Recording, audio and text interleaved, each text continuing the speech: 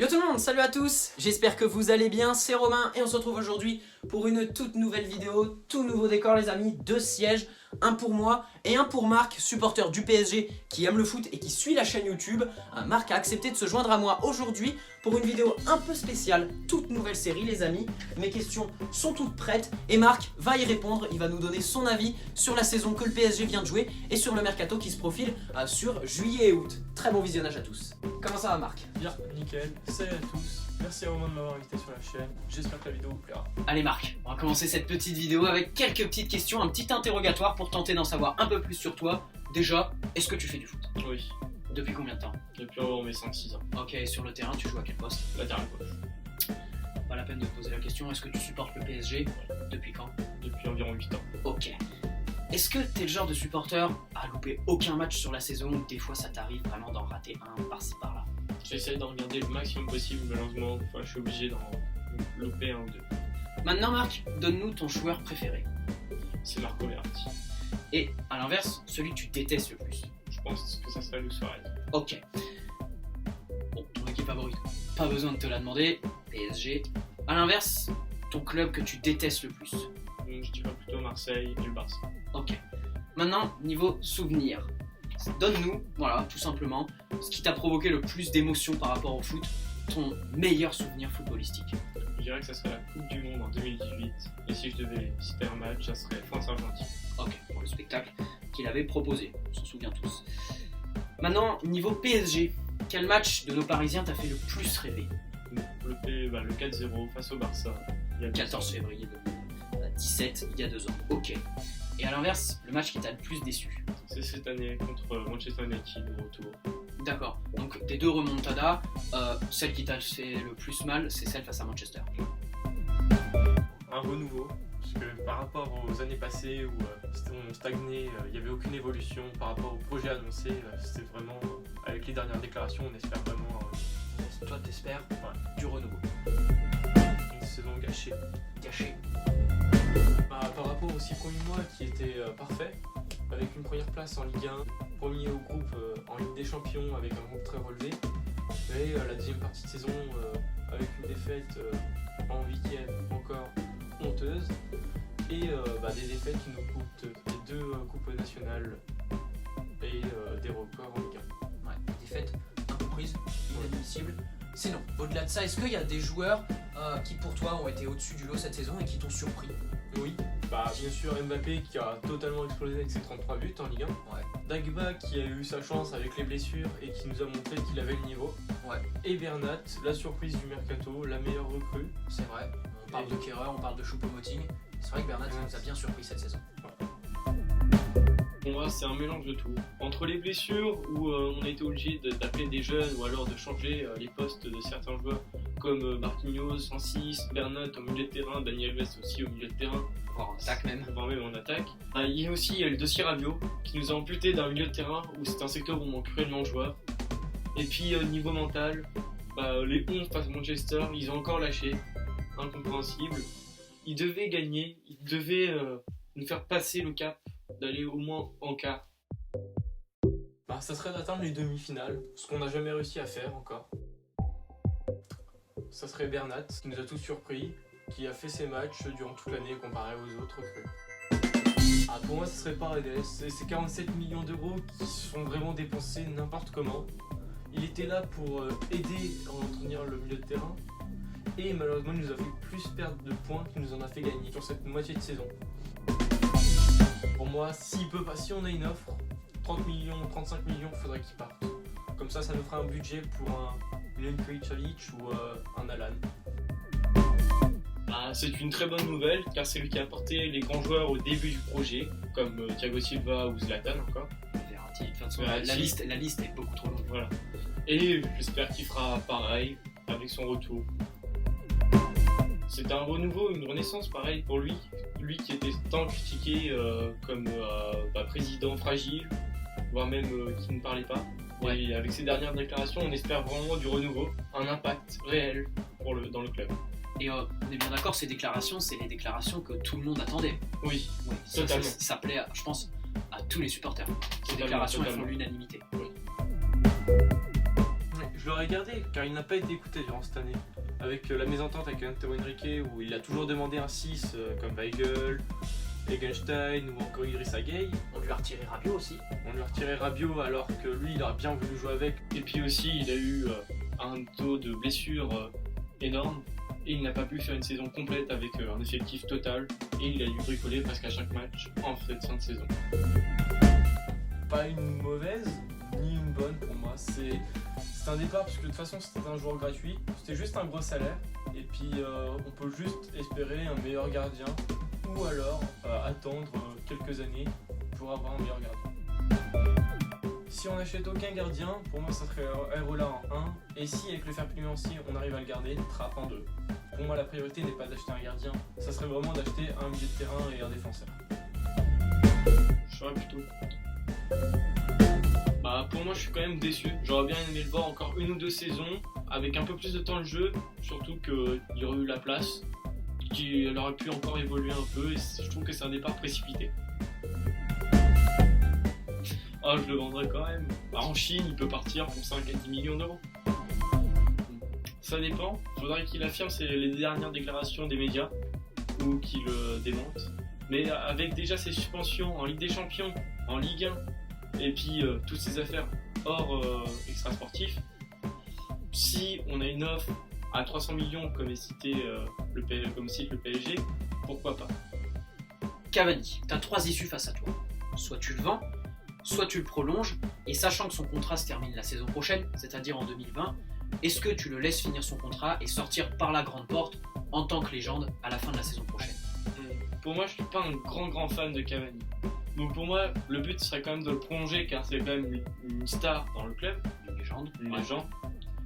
Mais s'il ne veut pas prolonger, il a quand même une cote marchande. Il faudra peut-être le vendre à contre-cœur, mais il pourrait nous apporter des sous où on pourrait recruter au milieu de terrain avec Tu le un vendrais à partir de combien toi? 50 minimum. 50 minimum. Ouais, 50. Ça dépend du dispositif qu'on prend. S'il y a 2 milieux de terrain, oui. S'il y en a 3, je pense qu'on peut encore le garder encore un an. Car avec 2 milieux de terrain, il pourrait nous libérer un budget pour s'acheter un gros milieu de terrain comme Alan ou Milinkovic Savic. Et il aurait vraiment plus sa place avec Verratti, une des deux recrues, voire même des deux. Ander Herrera, qu'on parle qui peut arriver gratuit. Paredes qui risque de Paredes, rester, Marquinhos qui peut jouer en 6. 6, je le vois pas continuer au PSG. Ok.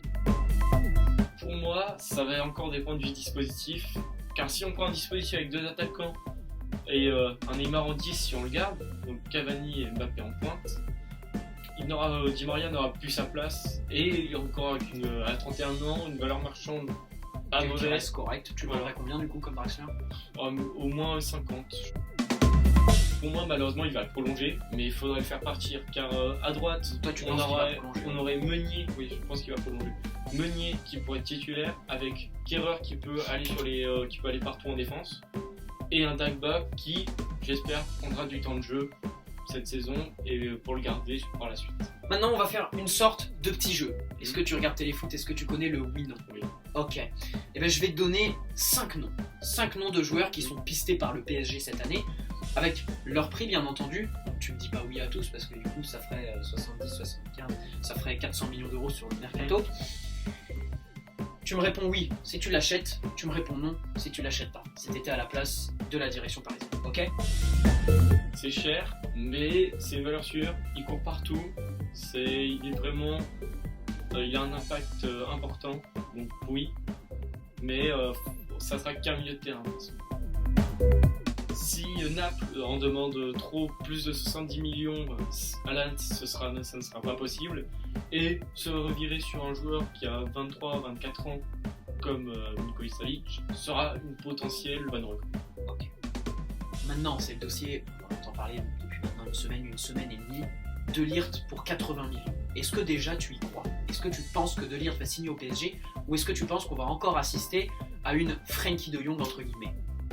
Je ne l'espère pas, parce que De Ligt à 18 ans, 19 ans, ouais. 19 ans, si on l'a, ça serait vraiment un impact. Ça serait la même chose que l'année où on a acheté Mbappé et Neymar. ça montrera qu'on a vraiment envie de s'endurer défensivement cette fois-ci. Acheter un des meilleurs défenseurs centrales, capitaine des Pays-Bas, qui a montré cette année avec des buts en Ligue des Champions, qui a éliminé la Juventus, presque à lui tout seul on peut dire. Qui a marqué, ouais. Qui a marqué. Pour moi, oui. Je laisse son prix beaucoup trop élevé. Il joue à Cagliari, qui fait pas. Il est bon, mais c'est trop cher encore. 50 millions d'euros. Faudra tu les attendre. mets pas. Ok.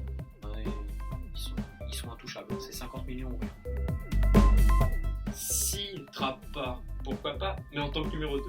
Il faut que Areola s'impose en numéro 1 et il ne faut pas une alternance comme on a eu cette année. Plus d'alternance. Plus d'alternance. D'accord. Allez, maintenant on va passer à un peu de tactique. Tu vas nous livrer, à moi et aux abonnés, ton 11 type pour la saison prochaine. Donc, donne-nous le dispositif, puis quel joueur tu aimerais mettre dans ton 11, ton 11 de rêve. Pour moi, ça serait un 3-5-2. 3-5-2. Avec en gardien Areola. Ok. En défenseur central de Ligt, Marquinhos et Thiago Silva. Thiago Silva, capitaine de ton équipe. Je penserais, oui, au Oui, début. ça lui ferait perdre de la crédibilité de lui retirer le brassard Oui. régulièrement. Mais pour moi, faut que la suite, c'est Marquinhos qui le prenne. D'accord. Faut qu'il y ait un virement durant cette année. Parce que pour moi, ça peut être une des dernières saisons de Thiago Silva à un haut niveau. Ok. Au milieu de terrain, donc avec donc Verratti et soit Alan ou Milinkovic-Savic. D'accord. Sur les côtés, Meunier si on le garde. Sinon, il faudra un autre achat d'un défenseur droit, mais on n'en entend pas parler du coup. Et puis Meunier veut rester. À gauche, Bernat qui est très bon offensivement et défensivement, il pourrait Il y a quelques s'améliorer. petites lacunes, mais bon, s'il y a un système à 3, C'est un après, système voilà. à 3 avec De Ligt Exempté. qui peut être très tranchant, même Marquinhos. Marquinhos de Ligt, en termes de couverture, c'est très très fort. C'est La très très couverture, fort. Thiago l'intelligence de jeu, Silva en l'anticipation, c'est très très en fort. anticipation. Voilà, C'est on peut clair. avoir vraiment une défense très solide. En 10, Neymar s'il reste. Neymar, tu le mets en 10 en électron libre. Ouais. C'est vrai qu'il En électron libre, faut qu'il se libère. il a fait du sale, c'est clair. Et puis Mbappé qui veut jouer en pointe. Tu l'associes à Cavani. Avec Cavani où ils peuvent avoir un duo parce que Cavani vu qu'il prend de l'âge il va être de moins en moins rapide avec des 1-2 ou alors il peut lancer en profondeur Ouais. Mbappé Cavani en Et, pivot, Cavani en pivot et puis Cavani en bon Mbappé pivot. en grosse profondeur Ouais. et Neymar en distributeur de balle. Ouais. Ok. Et on finit avec une petite question, c'est déjà la fin. Est-ce que tu y crois toujours à ce projet? Oui, Oui. on entendait il y a quelques mois que Messi voulait abandonner le PSG pour Non. acheter la Roma mais je ne pense pas Non, je ne pense Ils pas. ne partiront pas sur un échec. Ils ne peuvent pas partir après avoir tendu. Ça serait juste bête Ce serait de... idiot, ouais. Ce serait vraiment de l'argent par la fenêtre. Oui, vraiment. C'est pour moi, il faut vraiment que le club soit plus entretenu Ok. encore. La Ligue des Champions, on va la gagner. Oui, j'espère sur Quand Si tu devais donner une petite timeline. à 2022-2023, j'espère vraiment que avant 2022. Avant 2022, Ouais. que tu leur laisses encore 3 ans. Ouais, 3 ans pour que Mbappé monte encore en haut niveau parce qu'il le peut. Que le fair play financier on soit mieux par rapport Ça, à qu'on ça. puisse se lâcher un peu plus sur Voilà. le marché des transferts. Ouais. Sur une année où on peut se lâcher. Et puis si on recrute de Ligt, 19 ans, il peut sur 2-3 ans, il va vraiment, il peut devenir meilleur. Ouais. Et puis il reste plus que la chance, on va dire, La chance, c'est ce qu'on vrai. n'a pas eu ces La dernières chance, années. du mental, une belle équipe. Est-ce que pour toi, petite question à l'improviste que j'aime bien poser, est-ce que pour toi, sur le papier, Paris peut gagner la Ligue des Champions? Quand Ah, tu regardes l'équipe qui est alignée par totalement. le PSG. On finit cette année encore comme meilleure attaque. Mbappé, Neymar et Cavani finissent le meilleur trio encore en termes de buts. Devant le Barça avec Messi, devant la Juventus avec Ronaldo, ou encore devant Manchester City qui font quand même une incroyable saison, et Liverpool. Pour moi, il manque vraiment pas grand chose. Cette année, les blessures C'est nous pas ont pas. sûr, ouais, c'est vrai. Cette année, les blessures nous ont pas avantagés. Et le mental, c'est ce que El Khelaïfi a dit. Ça fait 6 mois qu'il regarde des recrues où le mental, faut qu'il tienne. D'accord, ouais. Donc pour toi, à l'avenir, la Ligue des Champions avant 2022, il faut plus de mental, des bonnes recrues, et puis pas trop modifier l'effectif qui est déjà très très fort Qui est et très, qui très peut fort. déjà postuler à une victoire en Ligue des Champions. Oui. Et puis beaucoup de chance aussi, que ce soit sur les petits détails, voilà, parce qu'on n'a pas été épargné, que ce soit aussi un peu sur l'arbitrage, et puis aussi sur les blessures tout au fil de la saison, pouvoir préserver son effectif. En espérant si Neymar reste une saison pleine. De Neymar, bien entendu, Voilà. en tête de gondole, bien sûr. Merci à toi Marc d'avoir accepté cette petite invitation. Les amis, n'hésitez pas à donner vos petits avis sur cette nouvelle série, sur l'avis de Marc, voilà, vous pouvez débattre avec lui dans l'espace commentaire. 45 likes et on fait un deuxième épisode, j'ai déjà d'autres personnes à faire venir ici avec moi. J'espère que cette petite vidéo vous aura plu, le petit like qui fait plaisir si c'est le cas, l'abonnement si ce n'est pas déjà fait. Bonne soirée à toi Marc, Ouais. bonne soirée à tous les amis. Et puis à la prochaine les gars. Allez, ciao.